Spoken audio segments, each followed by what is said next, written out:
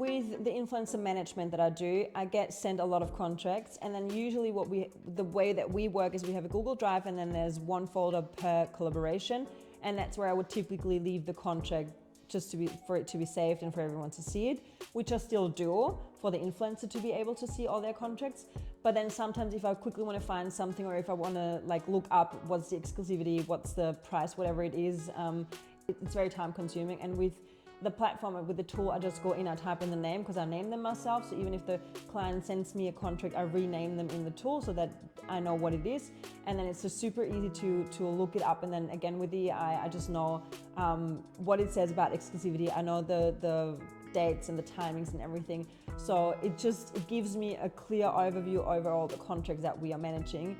And it just makes it really easy for me to look things up and not to open every contract and then go on page 7 and then go to exclusivity, and then I'll just have it in the tool with 2 clicks.